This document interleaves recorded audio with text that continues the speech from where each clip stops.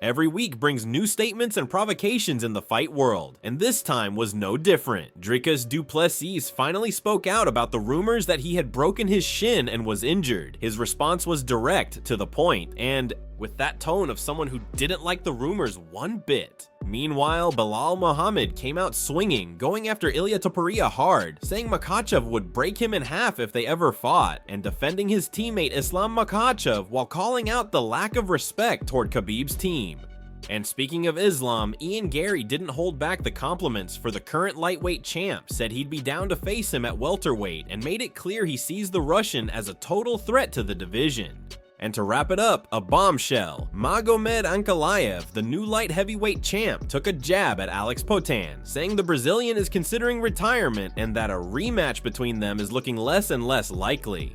Get ready for the video, subscribe to the channel, and drop a like to help spread the word. We start with the UFC middleweight champion, Dricus du Plessis, who finally decided to shut down the speculation about a supposed injury. Over the past few weeks, rumors started circulating that the South African had broken his shin and would be out for several months, something that clearly annoyed him. Dricus came out publicly, plain and simple, to deny the story and even took a little shot at those spreading the rumors. Okay, so everyone had their opinions and rumors and stories about a shin break and injuries, etc. I found it all very entertaining. Unfortunately, none of it is true myself, and UFC already discussed a fight date and opponent. The June fight was never signed. I did not pull out of any fight. I am the champion. I know when I fight you as a contender. Just show up when we tell you to. Fight announcement coming soon. Stay tuned.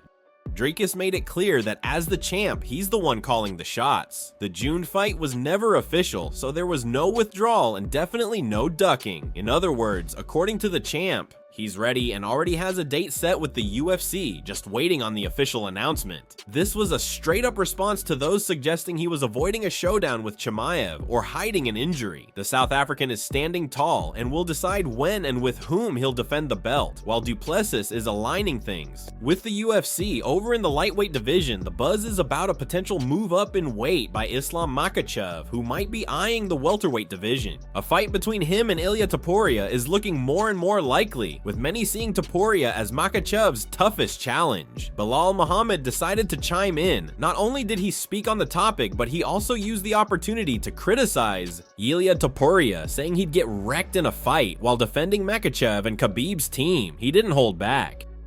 No, I wouldn't fight him. That time, they've done so much for me. They've helped me so much that it wouldn't be worth it to fight those guys. There's too much respect and loyalty on my end. I think people are just wondering and hoping for him to fight, looking for any excuses for him, right? There are guys in that division who make sense. Justin Gaethje makes sense. Paddy Pimblett came off a huge finish. He has a big name. Charles Oliveira is waiting for a rematch. There's plenty of guys.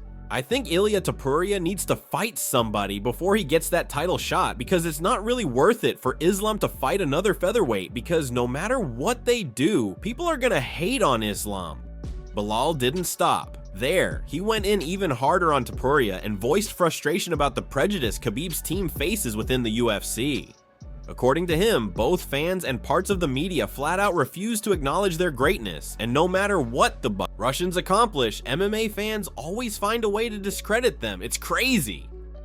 The people never want to give Team Khabib their respect. They want to see them lose so badly. They just want to shun them and put hate on them, no matter what it is. When he beats Volkanovski, who was the pound-for-pound best fighter in the world, at that time in a close fight, it's like, oh, he sucks. He didn't finish him. He should have finished him. He's a 145er. And then he goes out there and finishes him. And it's like, well, Volkanovski's a 45er. And now Topuria, I think he's a little bit smaller than Volkanovski. He's going to move up. And if Islam dominates him, then it's, oh well, he's a 45er. He can go back down. There's really nothing to gain for Islam for fighting him. Topuria went up there already. He got dropped by Jai Herbert. We've seen him get taken down by Bryce Mitchell. If Islam gets on top of you, takes you down, you're not getting back up. If Islam hits you with that head kick, you're not getting back up.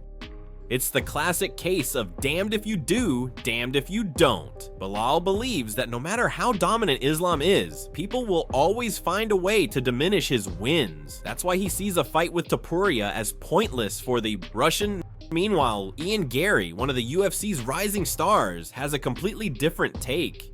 For him, Islam Makhachev absolutely deserves to cut the line at welterweight, and he'd even welcome the challenge. More than that, Gary said he'd accept a fight against Islam even knowing how risky it would be.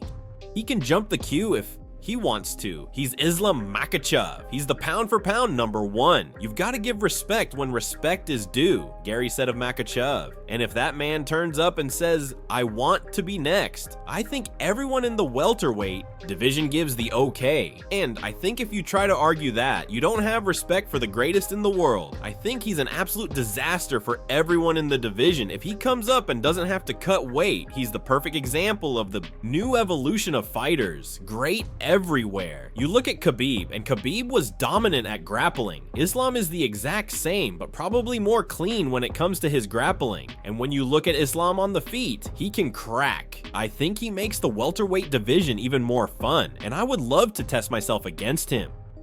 Gary's not afraid, and he acknowledges that Islam is the full package, dangerous on the ground, powerful on the feet, and with the mindset of a true champion. And to close this video with a bang, we've got the news about Magomed Ankalaev, who's now suggesting that Alex Poatan may seriously be considering retirement.